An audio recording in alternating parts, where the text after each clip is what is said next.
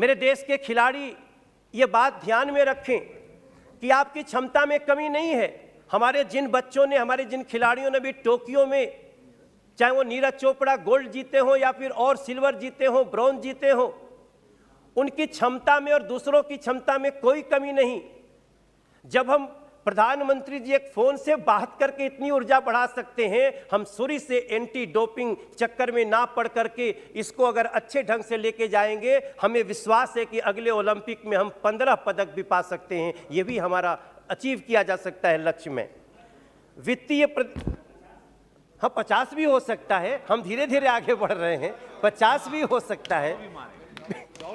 नियमों के अनुसार एक विशेषज्ञ पैनल द्वारा निष्पक्ष सुनवाई के बाद उल्लंघन के परिणाम राष्ट्रीय डोपिंग रोधी अनुशासन पैनल द्वारा तय किया जाएगा। एक बड़ी अच्छी बात इस कानून के द्वारा ये हुई है, जो मैं सदन के समक्ष लाना चाहता हूं, कि वर्तमान में राष्ट्रीय डोपिंग रोधी एजेंसी डोपिंग रोधी नियमों को लागू किया जाता है, जिसे एक सोसाइटी के रूप में स्थापित किया गया था। अभी तक ये एक सोसाइटी के रूप में था। इस विधेयक के बाद राष्ट्रीय डोपिंग रोधी एजेंसी को एक वैधानिक निकाय के रूप में गठित कर दिया जाएगा। इसका हम स्वागत करना चाहते हैं। अगर प्रदेश की सरकार नैतिकता नहीं लेगी, जैसे दिल्ली है, अभी यहाँ नैतिकता कहाँ चली गई है, गली गली में शराब की दुकान खोल रहे हैं। अगर हम इस दिल्ली की बात करें, हम अगर प्रदेश की नैतिकता को अगर हटा दें, अभी दिल्ली में सरकार के शराब नीति ऐसी, गली गली शराब खोला, उसके ऊपर सैकड़ों करोड़ का घोटाला तक, और इसमें जी घोटाला, इस पे जांच सीबीआई इंक्वायरी हो गई और वो भी दिल्ली सरकार के ही द्वारा हुई। तो अगर ऐसी नैतिकता का पालन नहीं करेंगे, अनैतिक हो जाएंगे, तो हमारा ये बिल किसी काम का नहीं हो पाएगा। मैम, मैं दिल्ली का उदाहरण देते हुए, इस पे सीबीआई इंक्वायरी हो गई है और डिप्टी सीएम तक जो जेल जा सकते हैं।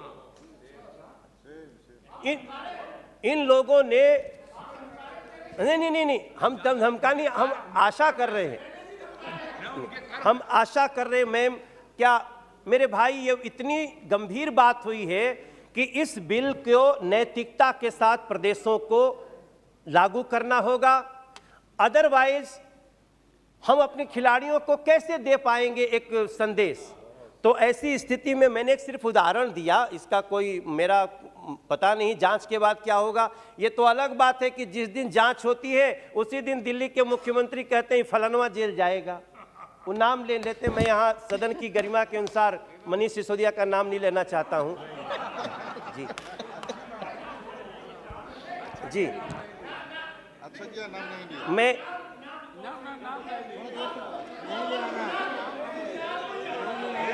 नहीं और ये बोल रहे हैं, मैंने वहाँ के मुख्यमंत्री बोल रहे हैं। हाँ, केवल आपकी बात रिकॉर्ड में जाएगी, आप बोलिए बोलिए। अरे ये नहीं नाम लिए ना, वो तो अपने मुख्यमंत्री ले रहे हैं। हेलो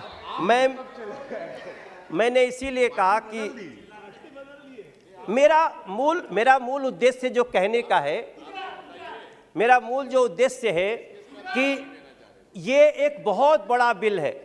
आज हम इस देश में क्या देखते हैं, रोडवेज बन रहा है मैम, और रोडवेज बन रहा है तो उस पे जहाज भी उतर रही है।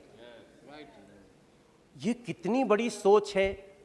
सर्वांगीण विकास की प्राप्ति तो तभी होगी, और वायु सेना के विमान उतरते हैं, और कितना विश्वास है अपनी सड़कों पे कि प्रधानमंत्री जी स्वयं विमान में उन सड़कों पे उतर जाते हैं। और दूसरी तरफ मैम, जब दूसरी तरफ जाएंगे तो अब स्कूल के बच्चों को, दिल्ली के स्कूल के बच्चों में ही ड्रग्स की आदत पड़ जा रही है। वो सुट्टा मार, एक शब्द होता है सुट्टा, सॉरी अगर मैं गलत प्रयोग कर रहा हूं, लेकिन इसको हम इसलिए देश के सामने ला रहे हैं कि इसको लाना इसलिए आवश्यक है कि एंटी डोपिंग कानून जो आज आया है, ये हमारे देश के एथलीटों को, खिलाड़ियों को, उनको और भी ऊर्जा बढ़ाने वाला है, कुसंगतियों से रोकने वाला है। और ये कानून आने के बाद मुझे पूरा विश्वास है, नहीं दिल्ली वाले भी आज नहीं कल समझेंगे, अभी थोड़ी गलत हाथों में है तो गड़बड़ है।